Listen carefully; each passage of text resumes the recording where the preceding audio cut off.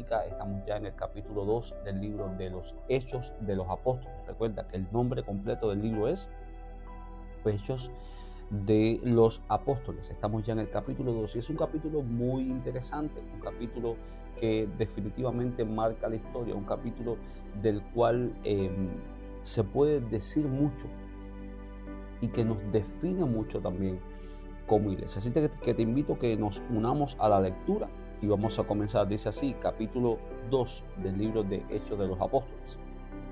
Versículo 1. Cuando llegó el día de Pentecostés, estaban todos unánimes, y de repente vino del cielo un estruendo como de un viento recio que soplaba, el cual llenó toda la casa donde estaban. Y les aparecieron lenguas repartidas como de fuego, asentándose sobre cada uno de ellos. Todos fueron llenos del Espíritu Santo y comenzaron a hablar en otras lenguas según el Espíritu les daba que hablaran. Versículo 5. Vivían entonces en Jerusalén judíos piadosos de todas las naciones bajo el cielo. Y al oír este estruendo se juntó la multitud y estaban confusos, porque cada uno los oía hablar en su propia lengua. Estaban atónitos y admirados, diciendo: mirad, ¿no son galileos todos estos que hablan? Pues ¿cómo pues les oímos nosotros hablar cada uno en nuestra lengua con la que hemos nacido? Partos, medos, elamitas y los que habitamos en Mesopotamia, Judea, Capadocia, el Ponto y Asia, Frigia y Panfilia, Egipto y las regiones de África más allá de Cirene, y romanos aquí residentes, tanto judíos como prosélitos, cretenses y árabes, los oímos hablar en nuestras lenguas las maravillas de Dios. Escucha esto, las maravillas de Dios. Es importante aclarar un dato aquí, un dato histórico y un dato para la iglesia. Los oíamos hablar las maravillas en nuestras lenguas, las maravillas de Dios. Primero quiero hablarte sobre las fiestas del Pentecostés. Es importante que tú entiendas que este capítulo 2 marca una historia, marca un comienzo y se creo en lo personal y se cree, según muchos estudiosos, que este es el nacimiento de la iglesia. Aquí nace el movimiento que hizo que la iglesia se expandiera, hizo que la iglesia pasara de ser solamente los discípulos de Jesús, aquellos que se quedaron después que Jesús muere y resucita y asciende, como vimos en el capítulo 1, aquí la iglesia se convierte en un movimiento internacional. Aquí la iglesia se abre, se expande y se rompe todo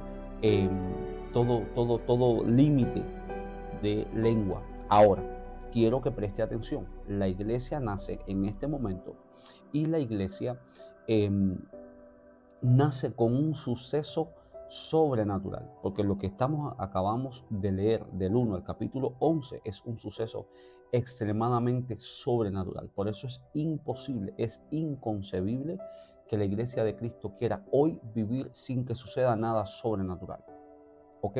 Sería antidiseño de Dios que la iglesia quisiera vivir de manera natural, donde solo pasan nada, donde no pasa nada, donde no se siente nada, donde no se mueve ni una mosca, donde todo es tranquilito, donde todo es así pasivito. No funciona de esa manera. Fíjese cómo es el nacimiento de la iglesia fundada por Cristo. Por eso nosotros buscamos siempre ser esa iglesia, la de Cristo, la que Cristo constituyó, la que Cristo formó. No la iglesia humana, no existe la iglesia humana. Y con cariño se los digo, todos atesoramos en nuestro corazón nuestros inicios, todos atesoramos en nuestro corazón quizás esa iglesia pequeña, esa iglesia de tablas, quizás ese lugar precioso donde conocimos al Señor. Pero nosotros no podemos ignorar hoy que la iglesia que Cristo constituyó no es una iglesia pasiva, no es una iglesia silenciosa, no es una iglesia humana, donde solo es importante los acontecimientos humanos. No, la iglesia que Cristo estableció es una iglesia poderosa, una iglesia estrepitante, una iglesia contundente, que cada vez que se reúne ocurren cosas sobrenaturales, ¿ok? Quiero decirte que la fiesta de Pentecostés tipifica el derramamiento del Espíritu Santo. Tenga en cuenta que dice que cuando llegó el día de Pentecostés, el Pentecostés era una celebración, es una celebración que se realizaba y se realiza en el pueblo de Israel. Tenía lugar 50 días después de la fiesta de las primicias, que hablaba de la resurrección de Cristo. En este particular día de Pentecostés, los discípulos estaban todos unánimes. Amén. Y esto hace referencia, eh, eh, lo podemos contrastar con lo que escrito está en los Salmos 133, uno de mis salmos favoritos. Mira cuán bueno y cuán hermoso es, cuán delicioso es habitar los hermanos juntos en armonía. Lo que está diciendo en los Salmos, ese juntos, como le hemos comentado, en el mismo sentido, hace referencia a lo que está sucediendo ahora en este aposento alto durante las fiestas de Pentecostés. Y quizás haya muchos más datos importantes de hablar de la fiesta de Pentecostés, fiesta del Pentecostés en Israel. Y es muy importante. Vamos a echarle una ojeada a lo que representa esta fiesta, porque nosotros no estamos llamados a repetir esas fiestas. ¿Ok? Preste atención. Nosotros no estamos llamados a repetir la fiesta, no estamos llamados a vivir atados a estas celebraciones, sino que necesitamos mirar a la fiesta, ver el contexto histórico que estaba aconteciendo, porque tiene un significado profético, claro que lo tiene. Y creo que el Señor quiere que nosotros podamos echar mano de ese significado. Mire esto. En la fiesta de Pentecostés, en hebreo sería Shavuot, tiene lugar 50 días, como te decía, y recuerda el momento en que Dios entregó los 10 mandamientos a Moisés. Preste atención, proféticamente mire lo que está pasando. Pentecostés es la segunda fiesta del calendario, la fiesta de la cosecha. Se celebra 50 días después de Pascua, que recuerda la salida de Egipto del pueblo de Israel. En Pentecostés los primeros frutos se ofrecían a Dios en ofrenda. La fiesta de Pentecostés ponía término también a las festividades agrícolas. ¿Okay? Lentamente se asoció esta celebración al recuerdo de la transmisión de las tablas de la ley a Moisés, es decir, la fundación de la religión judía. La fiesta de la cosecha se convirtió entonces en la celebración de la antigua alianza entre el Señor y su pueblo. Preste atención proféticamente lo que está pasando. Como los judíos y los cristianos celebran Pentecostés 50 días después de la Pascua, y si la Pascua es para ellos la conmemoración de la resurrección de Cristo, Pentecostés marca el momento en que el Espíritu Santo se posó sobre los discípulos. El día de Pentecostés ellos abrieron su inteligencia a la fe. Para los cristianos esto significa la alianza renovada entre Dios y su pueblo. Amén, amén, amén. ¿Qué te quiero decir? Mientras el pueblo de Israel estaba celebrando según su costumbre judía, y abro paréntesis, por favor, dejemos de actuar como judíos porque no lo somos. Si tú no eres judío, yo tampoco. Yo no nací en Israel, no soy judío. Nosotros no necesitamos convertirnos al judaísmo para que seamos escuchados por Dios. Recuerden que usted y yo somos gentiles, y los gentiles son aquellos que no nacieron bajo la promesa de ser la nación escogida de Dios. Pero tenemos el inmenso privilegio que hemos sido, dice la palabra, como una rama injertada en la vid verdadera. Así que no necesito ponerme a equipar, no necesito hablar en hebreo, no necesito hacer las celebraciones, cumplir la ley judía, porque para eso vino Cristo. Nosotros hemos sido añadidos, hemos sido adoptados en la vid verdadera, y no necesitamos repetir. Y soy muy enfático en esto porque en los tiempos que estamos viviendo también se levantan personas a enseñar que o practicamos las fiestas proféticamente o estamos bajo maldición. Y eso es una gran mentira, eso es un gran disparate. No creo que tenga más poder que usted diga Jesús a que diga Yeshua.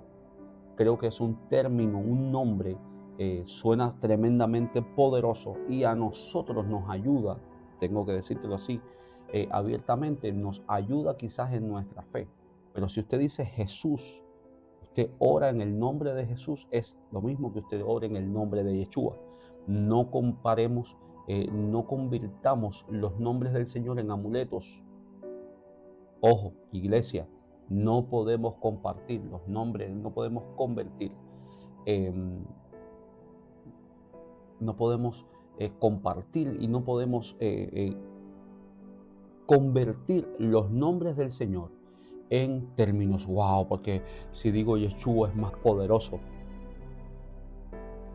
de Jesucristo. La palabra dice que toda raza, lengua y nación se postrará delante de él. Y toda raza y toda lengua tiene su propio lenguaje. Así que aunque nosotros cantemos Yeshua, aunque digamos Yahweh, aunque digamos Rafa, estamos haciendo referencia a la esencia de su nombre y estamos llamándole por sus diferentes nombres.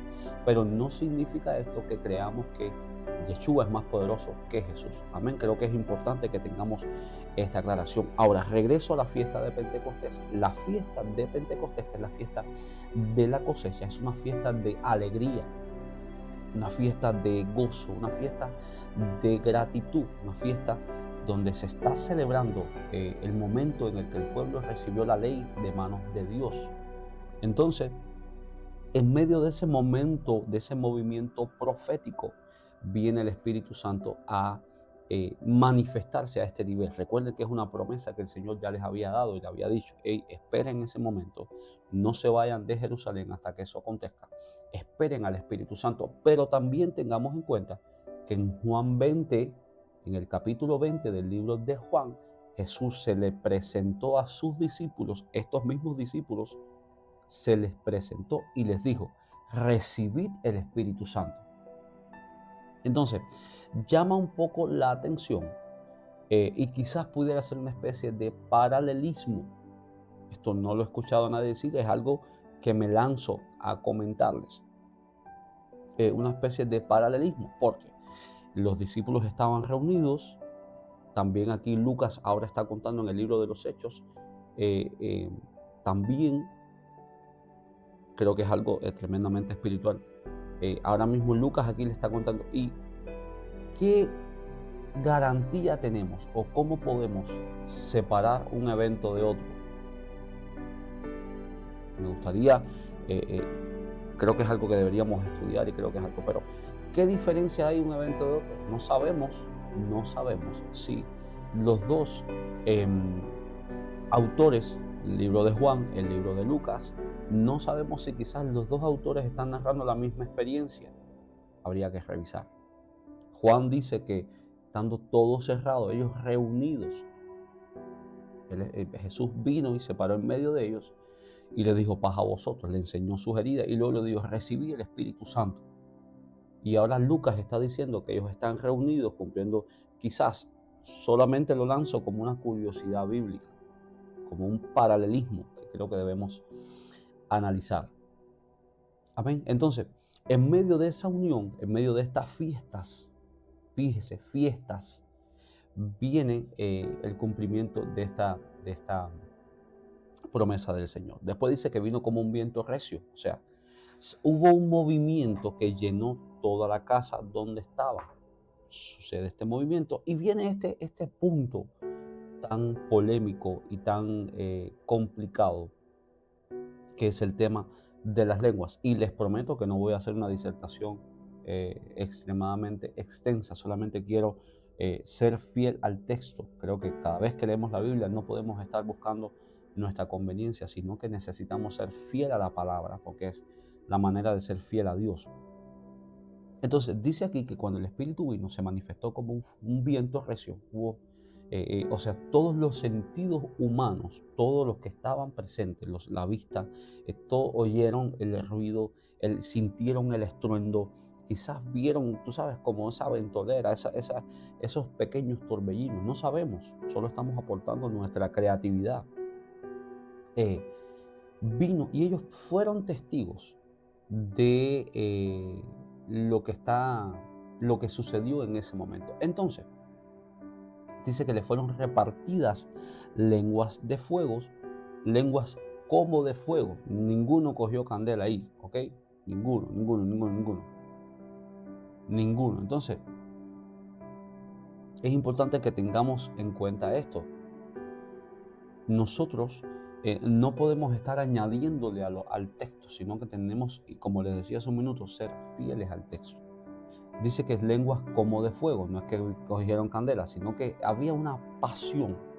Y esa pasión es fundamental hoy. Creo que es algo que la iglesia necesita recibir y caminar en ella. Esa pasión por la palabra, ese anhelo por predicar apasionadamente lo que significa Cristo y su reino. No creo en una iglesia muerta. Creo que la iglesia necesita hoy más que nunca estar encendida en pasión, en fuego. Por eso se asocia muchas veces la pasión con el fuego. Y dice que hablaban lenguas como el Espíritu Santo les daba que hablar.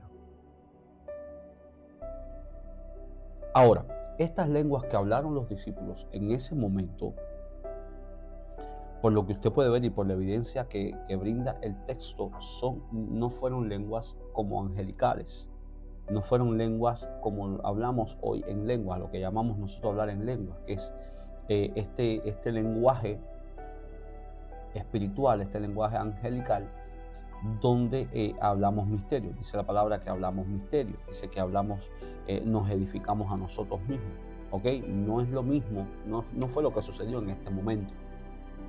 El Espíritu Santo les dio unos lenguajes entendibles para diferentes naciones. ¿Qué estoy diciendo? Que el hablar en lengua no es de Dios para nada.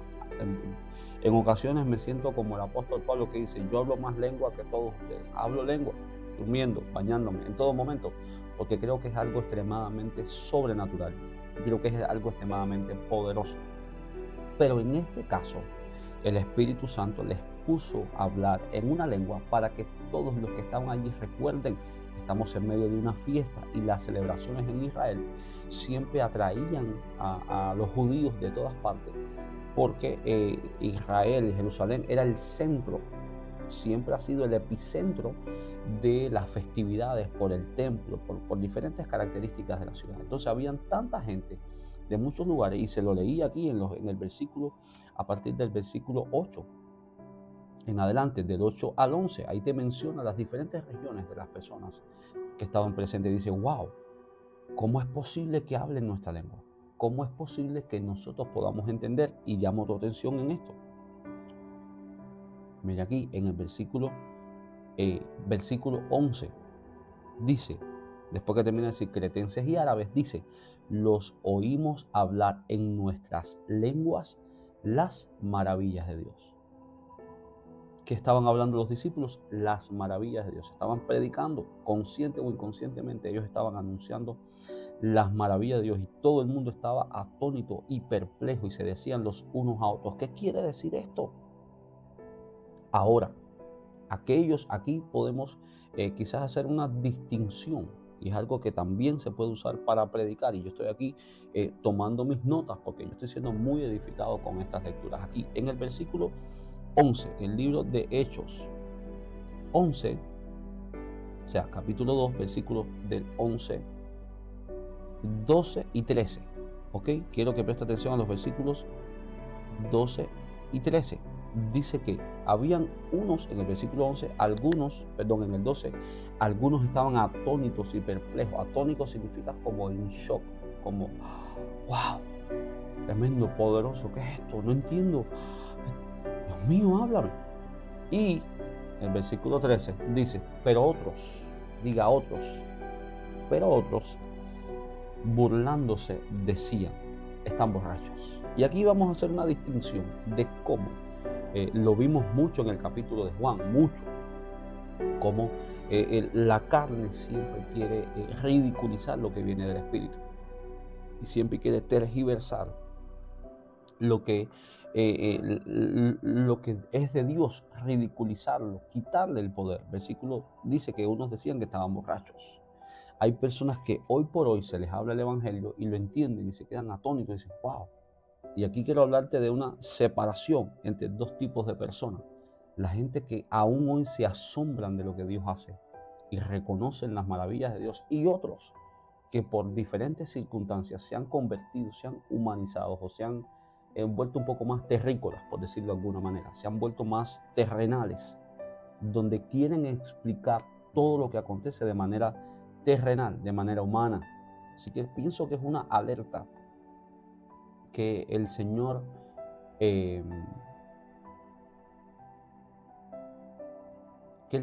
quiere que nosotros entendamos que no podemos humanizarnos, que no podemos perder el enfoque sobrenatural de las cosas que Dios hace.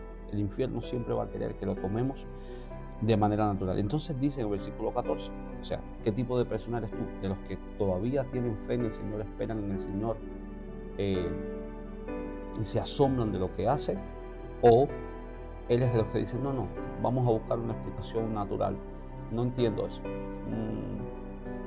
Ok, ojo, versículo 14. Entonces Pedro, poniéndose en pie con los 11, todos se pusieron de pie, alzó la voz y les habló diciendo, judíos y todos los que habitáis en Jerusalén, que esto sea notorio y oíd mis palabras, pues estos no están borrachos como vosotros suponéis. Perdón, versículo 2, versículo 14. Porque estos no están borrachos como vosotros suponéis, puesto que es la hora tercera del día. Él le hizo una aclaración ahí como diciendo, mira aquí, un dato muy importante. El apóstol explica que los acontecimientos insólitos de aquel día no eran consecuencias del mosto. El mosto es el vino, el producto fermentado. A fin de cuentas, era solo la hora tercera del día, eran las 9 de la mañana. Y sería algo muy extraño que tantos estuviesen ebrios a una hora tan temprana.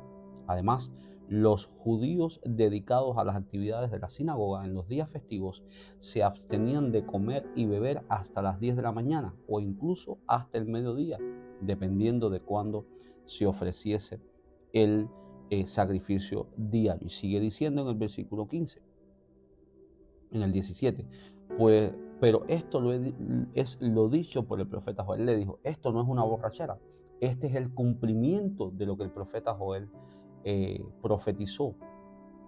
Dice, y entonces procede a hacer memoria de la profecía de Joel. En los posteriores días, dice Dios, derramaré de mi espíritu sobre toda carne, y vuestros hijos y vuestras hijas profetizarán. Vuestros jóvenes verán visiones, y vuestros ancianos soñarán sueños.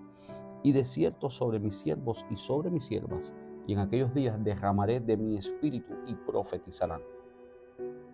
Y daré prodigios arriba en el cielo y señales abajo en la tierra, sangre, fuego y vapor de humo. El sol se convertirá en tinieblas y la luna en sangre, antes que venga el día del Señor, grande y glorioso, y todo aquel que invoque el nombre del Señor será salvo. Israelitas, oíd estas palabras. Jesús Nazareno, varón aprobado por Dios entre vosotros con las maravillas, prodigios y señales que Dios hizo entre vosotros por medio de él, como vosotros mismos sabéis. A este, entregado por el determinado consejo y anticipado conocimiento de Dios, prendisteis y matasteis por manos de inicuos, crucificándolos. Y Dios lo levantó, sueltos los dolores de la muerte, por cuanto era imposible que fuera retenido por ella. Pues David dice de él, veía al Señor siempre delante de mí, porque está a mi diestra, no seré conmovido. Por lo cual mi corazón se alegró,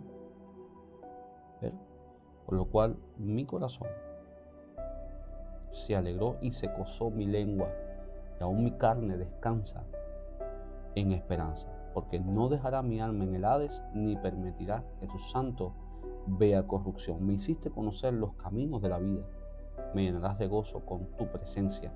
Hermano, se os puede decir libremente del patriarca David, que murió y fue sepultado, y su sepulcro está con nosotros hasta el día de hoy. Y aquí Pedro lo que está diciendo es que